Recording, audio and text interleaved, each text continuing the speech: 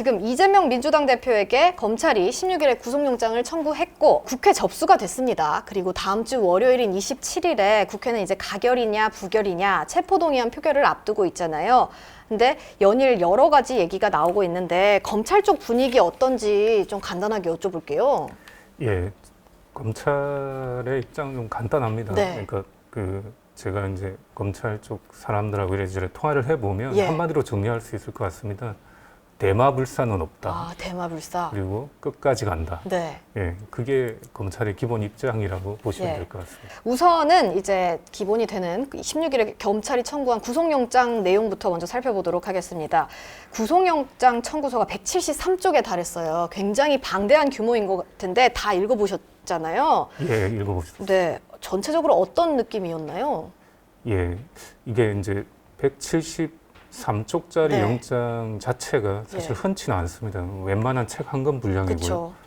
대장동 사건에서도 정진상 전 실장의 영장이 한 40페이지가 안 됐습니다. 네. 30페이지 조금 넘었는데 예. 그러니까 한 5배 정도 되는 크기고 제가 전체적으로 쭉 읽다가 보니까 예, 영장이 뭔가 어디서 본 것 같은 표현도 있고 네, 내용도 어디서 본 것 같은 뭐 약간 데자뷰 같은 느낌이 예. 들었습니다. 근데 이 영장을 청구한 검사가 있는데 이게 네. 중앙지검 이제 부부장인데 예. 이 검사와 성남지청의 차장 검사가 있습니다. 이 두 검사들이 다 국정농단 사건에서 수사를 담당했던 검사들입니다. 예. 그래서 영장 중에 표현에 뭐 시정농단 예. 이라는 표현도 나오고요. 네. 그래서 제3자 뇌물, 이게 뭐 국정농단 사건에서 핵심적인 범죄 혐의, 혐의가 예. 제3자 뇌물이었습니다. 그래서 어디서 많이 본 것 같은 영장으로 구성되어 네. 있다. 그런 느낌을 좀 받았습니다. 근데 또 새롭게 제기된 혐의 부분도 있잖아요. 영장이 전반적으로 보면 대장동 부분이 좀 많고 예. 뒷부분에 이제 그 FC 부분이 있는데요. 그러니까 새롭게 나온 내용이라고 할 수 있는 거는 대장동 부분에서는 네, 이재명 대표가 성남시장 때 대장동 사건에 관여한 부분이 좀 구체적으로 기술이 되어 있습니다. 기존에 잘 안 알려져 네. 있었던 건데. 관여한 부분. 예, 그렇습니다. 그러니까 보고받고 승인받은 그런 부분이 좀 구체적으로 기술이 되어 있는데, 네, 뭐 예를 들면 그 대장동 사업을 하기 전에 하남시 개발 사업을 검토를 합니다. 그랬더니 실무위에서 검토를 하니까 하남시는 개발 이익의 60%를 시가 가져갔다라는 예. 걸 검토해서 대장동도 한 이 정도 하면 어떻겠습니까 하면서 70%를 제안을 합니다. 네. 근데 그게 묵살이 됐다. 예. 이런 게 좀 구체적으로 적혀 있는 게 좀 새로운 내용인 것 같습니다. 구체적으로 약간 이재명 대표가 어떤 부분에서 관여했는지가 새로 적시된 부분이라는 것 같고, 예, 그 그렇습니다. 성남 FC 부분에도 혹시 있을까요? 예, 성남FC는 사실상 그동안 그 영장이나 공소장이 일체 공개된 적이 네. 없습니다. 그래서 사실상 성남FC 사건의 실체를 그동안 이해를 하기가 좀 어려웠는데 예. 이번에 그 이재명 대표의 영장을 보면 성남FC 사건이 이래서 제3자 뇌물 사건이 될 수도 있겠구나라는 네. 생각이 듭니다. 어떤 부분인가요? 예, 구체적으로 보면 성남시가 그러니까 성남FC라는 게 원래는 일화라는 기업체가 갖고 있었던 축구단입니다. 예. 이 축구단을 2013년에 경기도의 안산시에 팔려고 했습니다. 네. 근데 안산시가 인수를 포기합니다. 예. 왜냐하면 1년 운영비가 150억이다. 돈이 너무 많이 예, 들어서 돈이 너무 많이 드니까 이건 도저히 우리가 인수할 운영할 수 수가 없겠다. 없다. 예. 그래서 포기했는데 갑자기 성남시는 그걸 인수를 합니다. 네, 예. 예. 근데 왜 어떻게 인수하냐면 150억 중에 시 예산을 70억 정도를 쓰고 네, 나머지- 기업체로부터 50억, 예. 기부를 뭐 30억 이런 식으로 150억을 마련해서 운영하겠다 이런 네. 플랜을 가지고 인수를 합니다. 예. 근데 기부가 안 됩니다. 30억이 모금을 했는데 하여튼 모금이 상당히 미달이 되고 예. 시의회에서 돈을 이제 그 예산을 확보해야 되는데 시의회에서 되게 반대를 합니다. 네. 70억 확보도 쉽지 않습니다. 예. 그럼 150억 어떻게 마련을 예, 하는가? 마련이 쉽지 예. 않은데 기업체에서 수소문을 내는데 아무도 후원을 안 해줍니다. 그러니까 이게 나중에 생각한 게 그 2014년도에 이제 재선이 되고 나서 네. 이게 성남FC가 인수를 했는데 뭔가 제대로 안 굴러가고 직원도 월급도 못 주고 예. 하면 이게 문제가 되잖아요. 그쵸. 그러니까 영장 내용에 따르면 네. 이렇게 되어 있습니다. 성남시에 현안이 있거나 인허가가 걸려 있는 기업을 상대로 돈을 받아내자라고 예. 해서 그 예를 기업들이 뭐 네이버, 두산건설, 예. 차병원, 차병원, 예. 푸른 위례 프로젝트라는 곳인데요. 이 네 곳의 기업들이 예를 들면 푸른 유래 프로젝트 같은 경우는 그 개발 사업의 최종 허가가 아직 안 난 상태입니다. 예. 그러니까 최종 허가가 안 난 상황에서 돈을 달라고 하니까 돈을 안 줄 수가 없었겠죠. 네. 그러니까 돈을 받고 최종 허가를 주고 이런 식으로 했고요.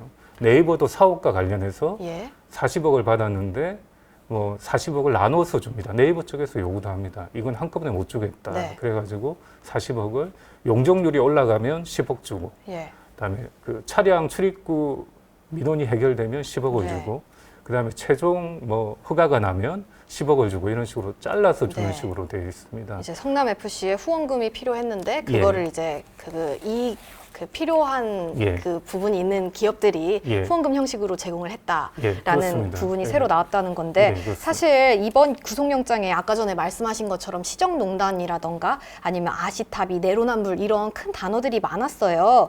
이게 이제 그 영장이 기본적으로 범죄 사실, 예. 구속영장 범죄 사실이 앞부분에 있고 뒤에 이제 구속 필요 사유가 있는데 네. 지금 말씀하신 내로남불이나 아시타비 이게 예. 이제 구속 필요 사유에 있습니다.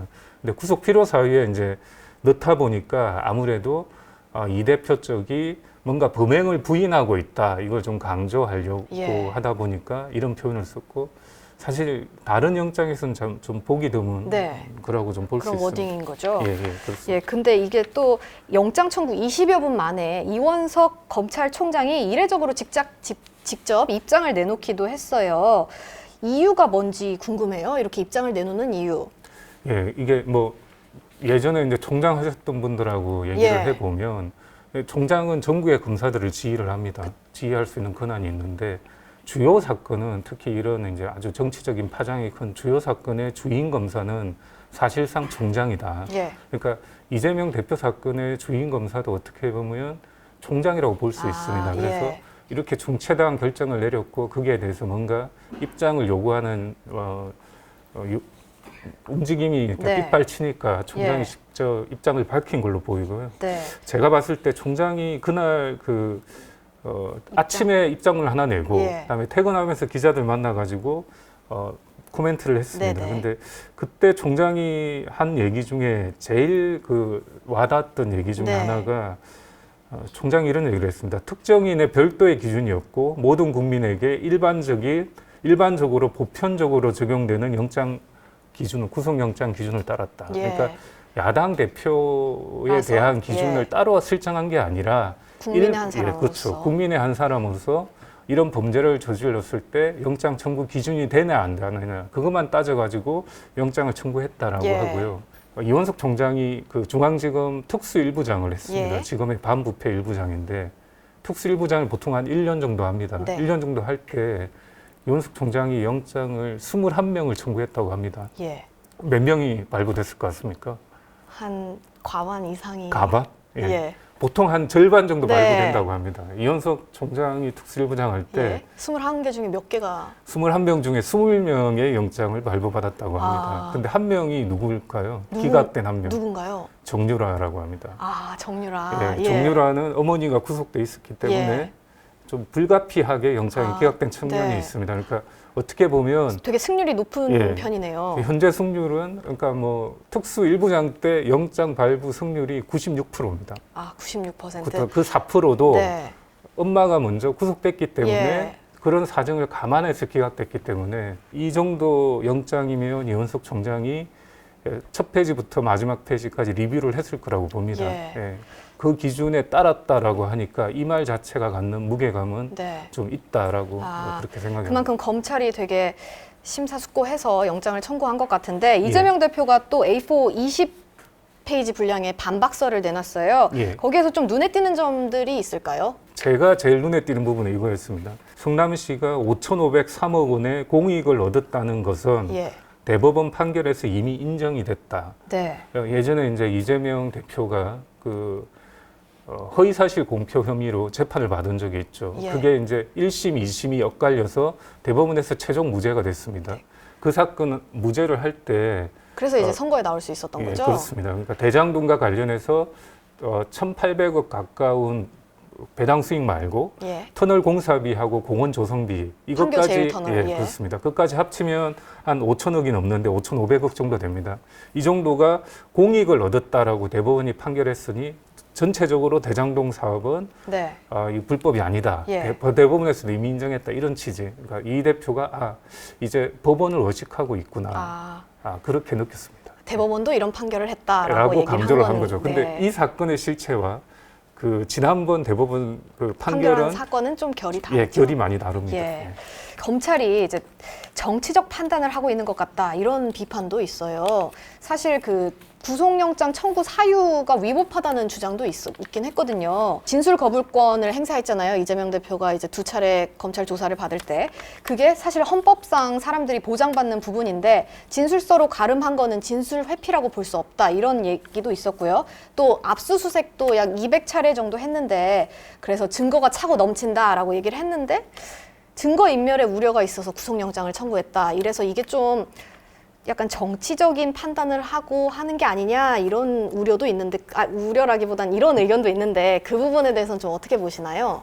정치적인 판단을 했다고 보기는 좀 어려울 것 같고요. 네. 그러니까 우리가 통상적으로 그러니까 구속영장을 청구하는 이유는 이 사람에 대해서 뭐 유무죄를 결정하는 게 아니라 이 사람은 구속을 시킨 상태에서 수사를 계속하겠다라는 구속 여부를 결정하는. 그렇습니다. 구속 수사를 하겠다라고 법원의 허가를 얻겠다라는 네. 겁니다.